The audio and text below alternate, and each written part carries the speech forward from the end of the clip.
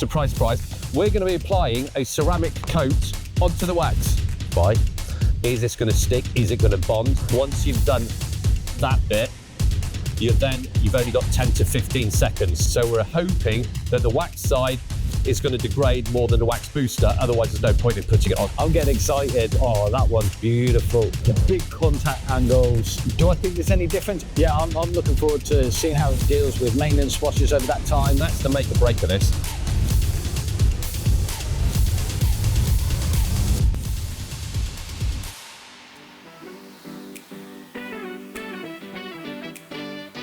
Welcome back to the Car Boutiques Detailing channel. His name's Karl. And his name's Andy. Okay, so 2 weeks ago, we applied Fireball Ghost to Karl's car.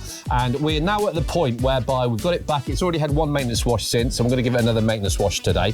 But if you haven't seen that video, we're looking to do something a bit different and potentially controversial in this video. Now, Karl, you've got no idea what we're doing today, have you? No. You don't know, you haven't got a clue what we're doing. That's the exciting bit. I get to surprise Karl. Okay, so for those who haven't seen the video, going back in terms of the preparation for the wax, because you'll see the relevance why I'm asking you to go over how we prepped the car for the wax. Do you just want to quick go over the maintenance wash before we applied the wax? Yeah, so we did our usual. We did our citrus pre-wash, followed by snow foam. We then carried out our fallout remove, a contact wash, tar and glue, and then prior to us putting it into the garage and then applying the wax to the car, we did wax off to get rid of any of the existing LSP on there, and then we were ready to apply that wax. Now, you'll see the relevance of that, okay, while I'm going over it. Now, part of this product that we're going to be reviewing today goes right back to the start when we initially applied the wax. And what we're going to be doing today, Karl, surprise, surprise, we're going to be applying a ceramic coat onto the wax. Why? No, God! No, God, please, no! No! No! No! So today's review, okay, is going to be on a Fireball Tourbillon. We think it's tourbillon. So yeah, let's crack on. So Karl's gone down and had a cup of tea. Okay, he's in a bit of mental trauma. The concept of applying a ceramic coating onto wax. It is a bit goes against the grain. Every ceramic coating that we've applied, we say it's got to be clean paint. You've got to, machine polish it, full of decon, panel prep, and all that kind of stuff. But we're applying a ceramic product on top of the wax. So my concern is this going to stick? Is it going to bond?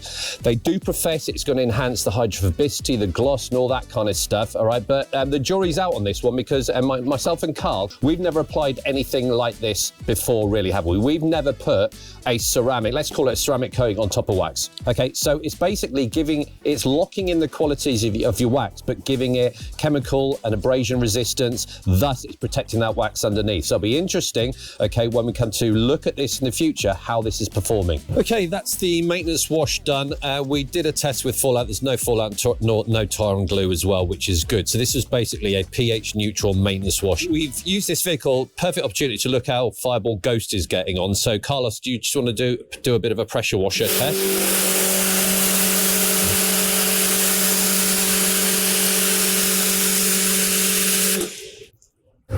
Is he smiling? He's smiling. It's hypnotic. It is. It's just watching that water just bead off, and it's beading off and sheeting off as well as it did 2 weeks ago when we first applied it. It is just we are so impressed with these Fireball waxes. We've done these sort of reviews before, come back 2 or 3 weeks later, and the wax is dead. That's why we do question longevity claims quite a lot, don't we, Karl? Yeah. Let's have a look at the sides then. Now you mention it, Karl. Let's have a quick look, see if it can.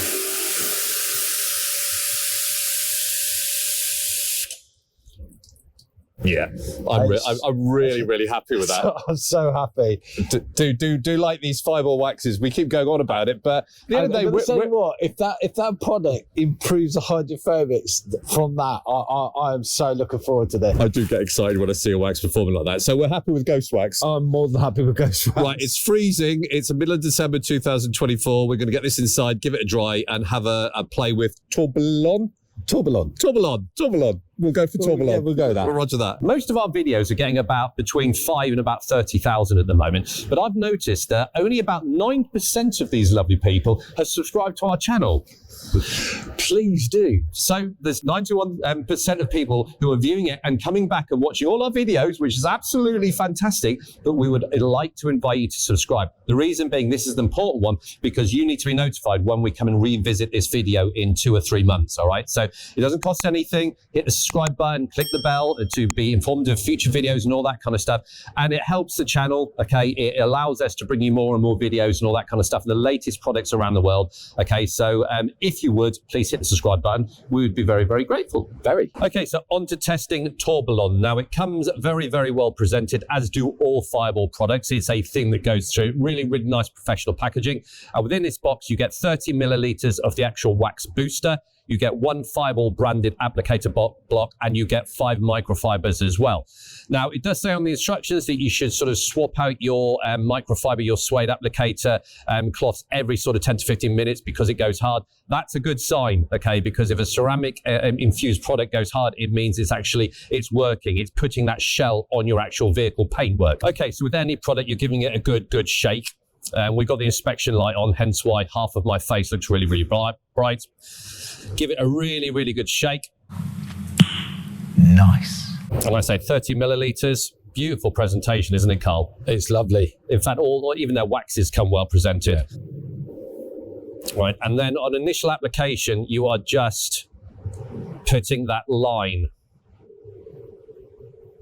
So it's like that down the middle of the pad. Okay, so application, exactly the same as ceramic coating. We're using that crosshatch, that 20% overlap piece. Okay, so we're going to have a play now and see how easy it is to go on. So first impressions, it's very, very thick. It smells very, very chemically.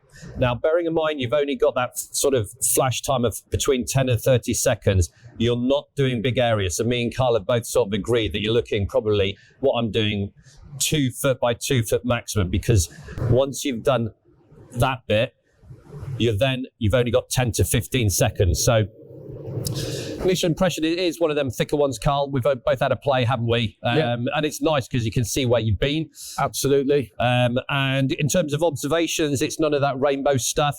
And what we both observed is when it gets about 20 seconds, and I'll do some overlay with the mobile phone, you start to sort of see micro bubbles. Now, my initial concern was it is quite thick. How easy is this going to be to remove? But we're going to show you how effortless this is. It almost comes off like a wax, doesn't it? We were surprised. We thought, here we go, but none of that. No, it just came off with almost one wipe. It was exactly amazingly easy. So that's about 30 seconds. So this is how easy it is to remove.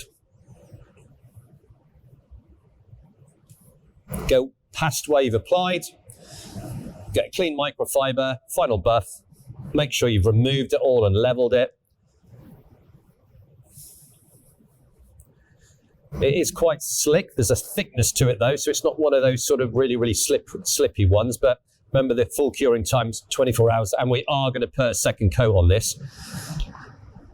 And that's pretty much how easy it is. All right, really, really easy. So from a user experience, it is effortless. Anyone could do this. So we both had a play. Are you happy to carry on? You got any other observations, Karl? No more observations. I'm happy to just crack on and coat the rest of this car. Excellent. Now we are going to leave, okay, this side here of the bonnet just with the wax on, all right? So when we come back in X amount of weeks and we look at longevity, we're going to see whether it has actually boosted the actual protection. So we're hoping that the wax side is going to degrade more than the wax booster. Otherwise, there's no point in putting it on. So that'll be an interesting thing to come back to in the forthcoming weeks. We're back in the garage, and there we go.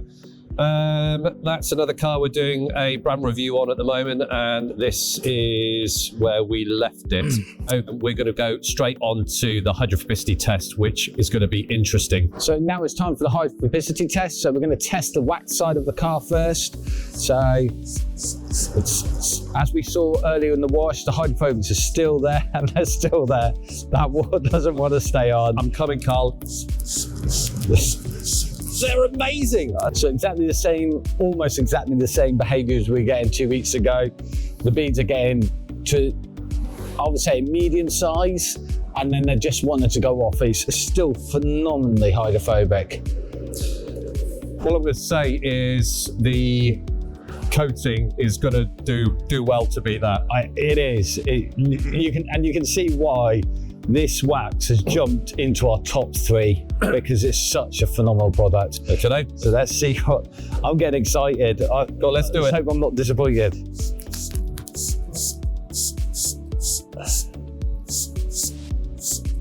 No, I'm not. You're not excited? No, I'm not disappointed. No, nor am I. Keep going. Keep going. I'm coming in from the side and it is, oh my Lord. Right, I'm going to get some photographs as well. These are struggling to stay on as well, just stay there. I've got this one. Oh, it's moving. Oh, that would be a corking photo if you'd got, oh, that one's beautiful. Look at the size of those things. Oh, yes. Just keep going. Just keep coming. Oh. Look at him. Keep going, Karl. I'm using the phone on this one. He's still going. A few moments later. 2,000 years later. The big contact angles. Yeah. Thoroughly impressed. Now, this is... See, that's still amazing. That's still amazing. Do I think there's any difference? I think I'm going to say no. And the only reason is because that's so phenomenally hydrophobic, the wax side, to get that increase, I don't think we could. What I'm going to do is I'm going to put pictures side by side and let you decide which is the better beads. Okay, but we'll do the runoff test as well. So we're going to try do the runoff test now for our wax side. And it's still sheeting off beautifully. Look at all the scratches on your car, Karl. I know, I know. Disgrace. I know, one day we'll sort it. And on the other side? Let's see how this one goes. Yeah. Expecting good things as well because it was beading lovely.